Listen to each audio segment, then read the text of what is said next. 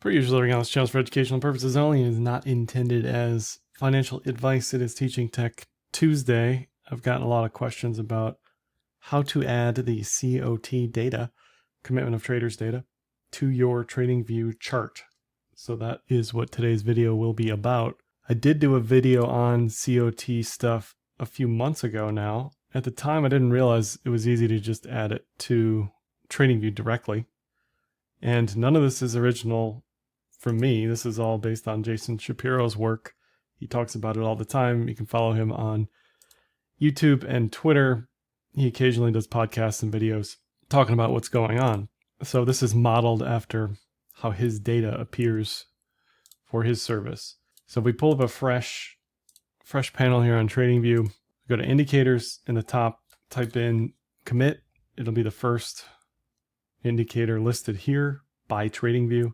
Depending on your tier of TradingView subscription, I'm not sure if it's available for everybody, but it should be, considering the COT data itself is free. The indicator is updated Friday by end of day. The data itself is based on data from the previous week, so it's never live. It's always lagging. Just important to keep that in mind. So once you have it on the chart here, click the cog. We're going to go to inputs. We want the net positioning. So this is going to be long minus short. We want futures, not futures and options, just futures. And if you leave it in auto, it will change depending on what you have up on your chart automatically. So from there, we just make this histogram across the board for each of these. And then because I'm used to the colors a certain way based on Jason's charts, we can change commercial hedgers to red, small traders to yellow, and large traders to blue, or use whichever color scheme is appropriate for you. Obviously, if you're colorblind, you might want something slightly different. And then just a little info on what you want to see for the COT data. You want commercials very long. What Jason has found on backtesting for anything, doesn't matter what it is, doesn't matter why it is, doesn't matter who it is, doesn't matter that most of this may be something different than other futures markets. Doesn't matter. Just backtest it yourself. Take a look, right? Take a look. This started 2018-ish. It looks to be more and more relevant, or looked to be more and more relevant after 2022. But if you compare this to other markets, you'll see it usually pretty evidently right away. When commercial hedgers are net long, that is a more bullish positioning than large speculators. Large speculators are usually short. Again, this could be anything. This could be basis trading. This could be flat out short. Doesn't matter. Backtest it, right? So anytime somebody says, hey, but what about this thing because of that thing, because of this thing?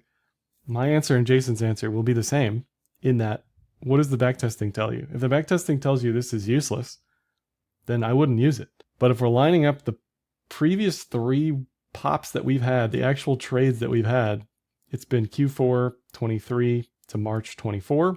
Commercials very long. It's been pre-election, post-election, commercials very long. And after April, commercials very long. So far we're 3 for 3. Now that's like 2 years of data. That's not 200 years of data. It's not 20 years of data, but it's something. We can even look pre and post SVB, right? How choppy this was. He will also tell you, Jason, that you want retail speculators short as well, because they are typically wrong as well. So his whole thing is don't trade fade. You're just trying to find what the positioning is for the people who tend to be wrong and go on the other side of that, which is what this is showing.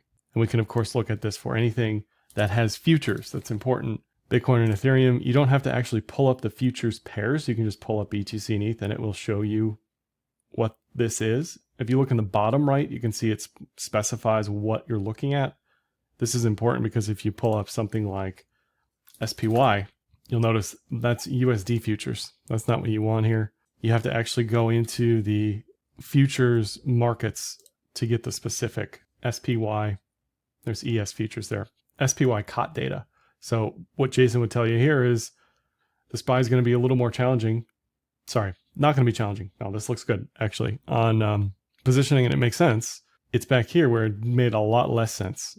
Commercials were short for a long time, net short, and it didn't matter. Retail very long, didn't matter. Certainly not always the case. He's always looking for turns in the market. I imagine something in mid 2022 up until mid 2023. You know, he was talking about very specific setups there relative to the COT data where everybody else was super, super bearish and assuming the worst.